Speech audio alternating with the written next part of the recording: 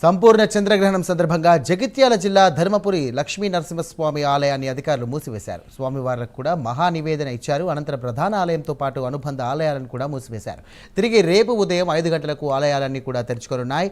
ఆలయ శుద్ధి, సంప్రోక్షణ, గ్రహణ శాంతి, హోమ పూజలను నిర్వహించనున్నారు. రేపు ఉదయం 9:30 నుండి భక్తులను కూడా ఆ దర్శనాలకు అనుమతి ఇవ్వనున్నట్లుగా అధికారులు తెలియజేశారు.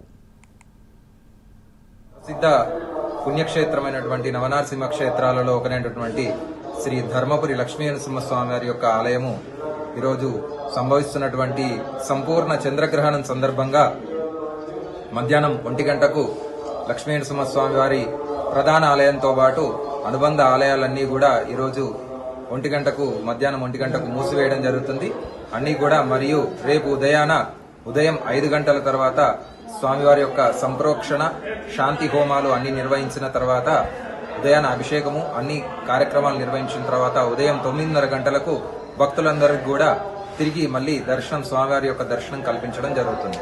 ప్రసిద్ధ పుణ్యక్షేత్రమైనటువంటి నవనారసింహ క్షేత్రాలలో ఒకనైనటువంటి శ్రీ ధర్మపురి లక్ష్మీ నరసింహస్వామి వారి యొక్క ఆలయము